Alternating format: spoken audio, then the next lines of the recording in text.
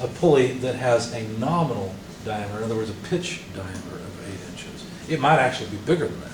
So don't be surprised when you design a machine, you think, oh, I'll buy an 8-inch pulley, you design an 8-inch hole for it to fit in, you get the pulley, and it doesn't fit because the pulley's bigger than 8 inches. Okay, so the pitch diameter is something that's very important as well. All right. Now, it is very important, of course, to have belt tension in order to prevent slip. Even a synchronous belt requires some tension because you've got to make sure that the teeth engage in the pulley. In the case of a V-belt, the way this is done typically is, of course, one of the two elements at least has to be able to move in order to tension the belt. So there's some terminology here, the span. The deflection is how far a belt deflects given force, and there are these spring-loaded tools that are used. So you set the amount of force you want, and when you press down, I don't remember exactly how it works. I think it reaches a certain level when you reach the right amount of force. It's a pretty simple tool. And you just measure the deflection. There's a tool built into this for measuring deflection off of what would be the original span on top of the two pulleys. And if you have the right force versus span, then you know the belt is properly tensioned. If not, then you can, of course, move the pulleys to accommodate or to change it. Too much belt tension is a bad thing because think about it. If the belt tension essentially is acting along the center line, then as the shaft rotates, that force effectively rotates relative to the shaft, and so it's a fatigue loading on the shaft. A lot of times these are designed so that the pulleys are cantilevered off the shafts, or shouldn't say it that way, I should say the shafts are cantilevered out of their bearings. And so basically what you're doing is you're trying to bend the end of the shaft. Does that make sense? And so, I've forgotten where I was. Oh, I know. So it's not like you're going to tension the heck out of the belt and all of a sudden the pulley on the end just snaps off, right? And the shaft just breaks. We're not talking about that kind of failure. We're talking about fatigue failure, where over time, the changing direction of the load fatigues the shaft and causes failure. You do typically need to follow manufacturer's recommendations because even within a same size belt, different manufacturers will have different specifications for their belts because the materials are slightly different from one manufacturer to the next. You want to make sure that they last as long as possible. I must not be following the manufacturer's recommendations on my mower. My mower is kind of interesting. It has an engine in the back, and then there's a shaft that comes through it, and I don't remember where all it goes. I think the shaft goes through a hydraulic pump first, so it has hydraulic fluid, and then it goes on through and goes to a two-pulley set right underneath the driver's area. And that two-pulley set then has two belts that go off to another shaft to go forward to the deck and drive the blades. Well, those two belts have broken frequently on me. So I think I replaced them twice in the last year or so. And I don't know if I'm not tensioning the belts properly. I suspect I'm buying cheap belts because I'm going to local shops and buying belts that are probably made out of God only knows what the Chinese put into them, right? Or the Indians too. You can buy a lot. I'm not trying to throw off on different races. They do make good things. They also make a lot of crap. You can buy crap here too, right? So one of the important points is I probably ought to be using some reputable manufacturer's belts, but of course what happens is I need to cut my grass and the belt breaks. I don't have spare belts, so I go buy them and try to get the grass cut and think, well, I've got to put that on those things to do, buy a good Goodyear belt or a Gates belt, two of them, and put them on. Well, of course I never get around to it, so my own fault. But it is important to realize that even though these are things you commonly see, you might think, well, this is just a V belt, it's an everyday thing. It's important to deal with quality components. It's really important. If you're talking about something that operates for long periods of time, you don't want to be replacing belts all the time. It is important to check the tension in belts regularly because belts do stretch. Despite the reinforcing material, the belt will stretch over time. And it's important to re-tension the belt until either the belt fails or it's beyond use anymore because it's too far stretched. All right, so like we've said in the shafts learning area or learning module, there is a slack side and a tight side associated with belts, whether it's a synchronous belt or a V belt, because you've got one pulley pulling the other. If we've got the smaller pulley pulling on the bigger pulley, then the tight side will be over here. You can think of it as it pulling very hard on the tight side and so the slack side, there's little force there, just force left over from the tensioning of the belt. And if you think about it, what ends up happening is there's a little bit of rotation, relative rotation, once the belt is tensioned and in operation. And so the slack side actually is relieved from its tensioned state. Of course, you can only check tension very easily when the system's not running. So it's highest on the tight side. Another thing that's really important about the belts is that the tension or the stress in the belt is highest where you have the smallest wrap angle. Because think about it again as a beam that you're bending, right? The farther you bend the beam, the more stress is in the beam. What kind of stress would be in the belt as it goes around this? You've all had strength materials with me. What kind of stress would it be? What is it? Centrifugal? You're thinking of force. You're thinking of centrifugal force, that's dynamics. I'm talking about stress. We've got shear or normal stress. Which would it be in this case?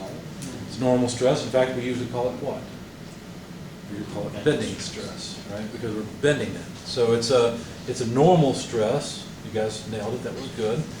That we generate by bending the belt around the pulley. And you can see that the farther you bend it, the higher the stress will be. Now, the fact that the belt has to be bent around the pulley leads to a recommendation on the minimum sheave or minimum pulley size. You don't want a smaller pulley than that because you'll be bending the belt too much. If you must absolutely have a smaller pulley, then you might switch the belt to a cog type belt so that as you bend it around the smaller pulley, it doesn't cause as much stress in the material and make the belt fail so quickly. So basically the smallest sheave does control the belt life. Hold on. Yeah. How do you know that the tight side is, in this case, on the bottom and not on the Because top? this is the driving belt. Okay, imagine that we have a motor here and power's coming in here and being transmitted out here. Okay, so let's imagine that the driving belt is the D2. What do you What mean? would be the tight side of that Okay, if this is the driving belt, belt? Yeah. well then it's going to be trying to rotate this way. I'll assume the same direction, right? So then the top would be. So the top is in tension in that case. Okay, and then we got. It's a good question. Anything else? It's kind of, You really have to use intuition here to it's figure kind it of the out. same theory, you can't push a rope. Yeah, that's right. That's right. Yep. Can't push a belt either.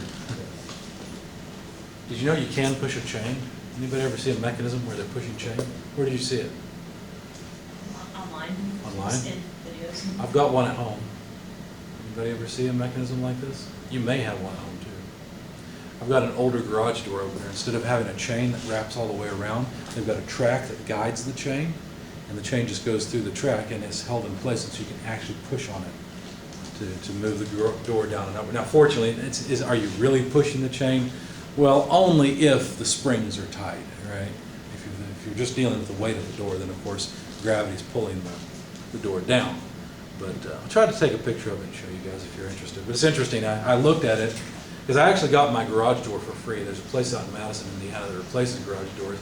And if you notice, sometimes they just start piling up their old doors. So one day I went over there and I talked to them. I said, hey, can I have some of these components? And they said, sure. So I dug through the pile and I ended up getting enough components to put in my own garage door opener in my own garage, or garage door. It was really convenient because my door is non-standard. And I hate having too short a garage door. It just ticks me off. So I did a couple of things. I put together my own custom set of panels, so my garage door is actually a total of 8 feet. Not only that, but in the tracks, instead of having the tracks go up and go horizontal, I had them go up and go at an angle. I just took the 90-degree bend at the end and cut a little bit of it off. And so now my garage door goes up and slides more against the angled ceiling I've got in my garage and gets it out of the way. So if I ever want to take an engine out of my garage, I got plenty of headroom. Anyway, along with that, like I said, I got plenty of garage door openers. I have 2 or 3. And it was interesting to see the various designs of mechanisms. Some of them used chain. I think several of them used a screw. We'll talk about linear motion a little bit later, and these used a lead screw. And there were some, I don't think I got one, but there are some nowadays that actually use belts for driving the doors. Yours uses a belt? Yeah, I think that's the main advantage. How do they keep it from slipping? no idea. I looked up because I was just like, wow, I can't really hear the door going up. It was Yeah. a belt, and that was about the end of my experience. Oh, okay. Did you notice whether it was a tooth belt or It was like a cog style is what it looked like. Cog It looked style. like it had, teeth.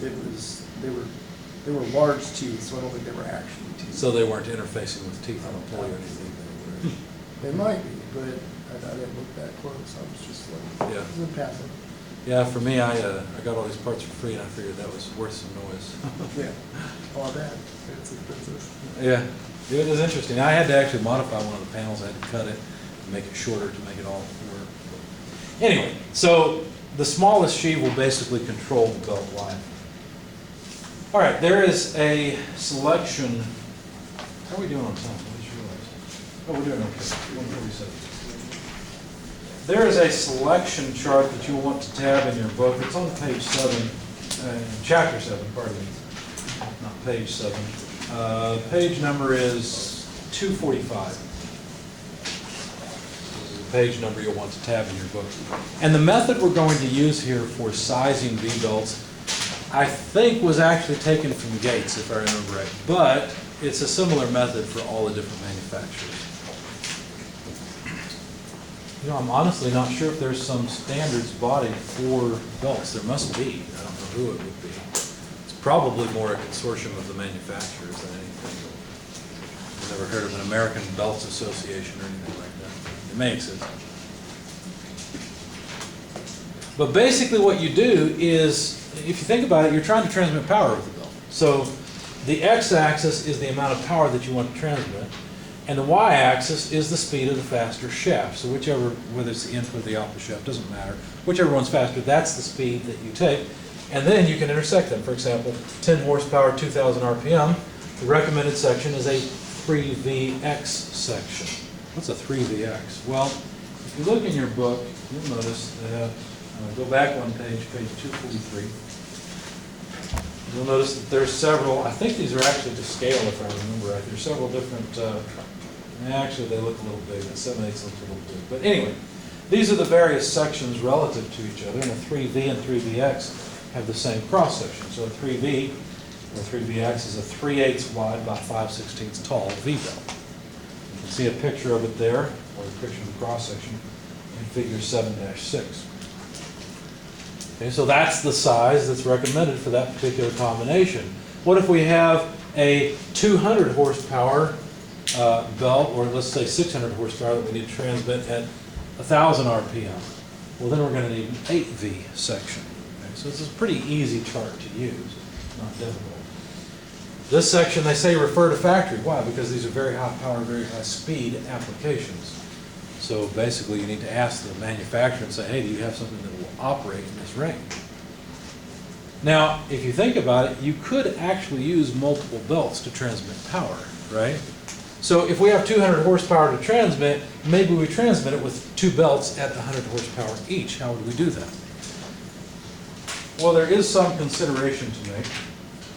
But there's another thing that we have to consider along the way as well, and that is that the amount of power you actually transmit may be different than what's called the design horsepower. Let's think of an application. What if you wanted to transmit power for a go-kart? You're going to use a belt for a go-kart. So you're driving your go-kart along. Do you think that people drive go-karts on nice, smooth, paved roads? Sometimes they do, and that's annoying, right? Because you want them to get out of the way for your car. But most people, if they ride a go-kart, they're probably going to ride it on relatively rough terrain. So what happens to the power transmission from the engine to the wheel? Well, in that case, there's going to be a lot of shock, right? There's going to be a wide variation in the loading on the belt. Well, in that case, that's kind of like, that's abusing the belt in some sense, right? And so if there's some type of shock loading, that needs to be accounted for. And that's what design horsepower does. You'll notice that this horizontal axis is not just horsepower transmitted, it's design power. Look down at the bottom of page 245 of table 7-1. This is another very good reason for tabbing this page, because we're going to use this quite a bit. And basically, it has actually 2 input considerations. One of them is the type of loading. That's the various rows. Okay, the loading is what I was talking about when I said that the go-kart may be going over bumps and therefore have impact loading, and so there's effectively a higher stress on the belt or a higher abuse of the belt. And that's the various rows. But we also have several columns. You see, the type of driver or the prime mover makes a difference in terms of how much shock is applied to the belt as well. What happens when a piston is driving a crankshaft around? Well, think about it. As the piston goes down on the expansion stroke, as soon as the gases are lit up, and all of a sudden the pressure is much higher in the combustion chamber, now the piston through the connecting rod is pushing down very hard on the crank. Right, so there's what's called a torque spike. Okay, there's a much larger amount of torque on the crankshaft because you're going through the expansion stroke. Well, what happens when the piston comes back around for the compression stroke eventually? Well, now the force is actually in the other direction, right? Or the torque is in the other direction. And so this variation in loading from the piston causes a variation in torque in the crankshaft. Now, one of the ways to minimize that is to add a flywheel. So the extra mass of the flywheel helps dampen out some of that a little bit. But there are still torque spikes that make it through to the output of the engine. So what if we're driving our go-kart and our piston's going around and generating power?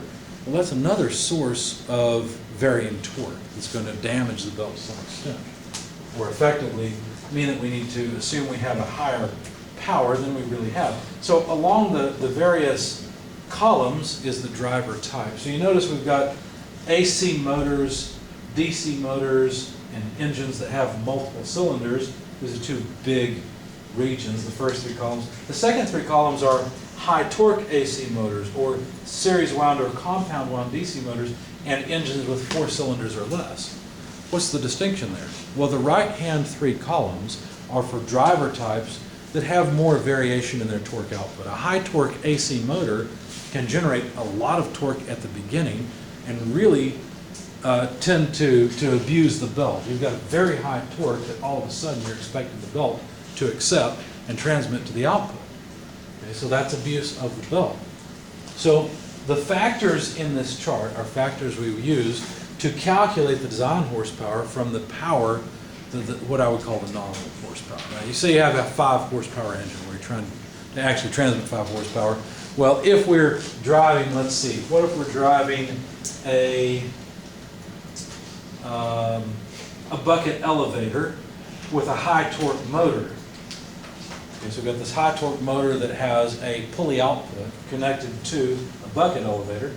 Well, according to our table here, the high torque AC motor falls into the right-hand column, right? And depending on whether we're going to run it 6 hours a day, 6 to 15, or 15 hours a day, we use a different factor. Let's just say we run 8 hours a day, regular shift. And the bucket elevator would apparently provide moderate shock loading. So what would be the design factor we would use to calculate design power from the nominal power? 1.5. See how easy it is? Pretty simple. All you got to do is figure out what category the prime mover falls into and what category the driven machine falls into. Once you do that, you look up the factor and you're done. What if I said I wasn't going to use 1.5? What if I said, well, I assume this is actually going to be light shock loading instead? Would I be wrong? I mean, it's true that a bucket elevator falls into moderate shock loading, but with some experience, I might be able to say, well, this is a pretty gentle bucket elevator. So I'm going to use a factor of 1.3 instead of 1.5. That's okay. It's up to you. You're the designer. You can do that. In fact, frequently it won't matter too much because a lot of times you'll end up in a region where you have a little bit of headroom, or it won't matter that much, right? Yeah. Where are you seeing these factors and multipliers? They're on page 245 in the bottom, the body of the table. Oh, okay. Table 7-1. Good question. So the design power we're going to use in this chart is the input power, or what I was calling nominal power, times the service factor from the table. Synchronous belts follow very similar selection procedures, so we're not really going to study those separately. You go to the manufacturer to get the selection recipe, if you will, from them. Okay, we're just following recipes in this book. That's all we're really doing. It's kind of like a machine cookbook. Okay? The interesting difference here is, of course, that the power transmission relies on teeth rather than friction in order to transmit power. Let's see, how are we doing? I don't want to talk about chains yet. Why don't we go ahead and take our break now? And when we come back, we'll talk about chains and then we'll work some sample problems. Fortunately, chains and belts are pretty straightforward. This is not a difficult chapter to get through. So we should be able to get through it today, probably.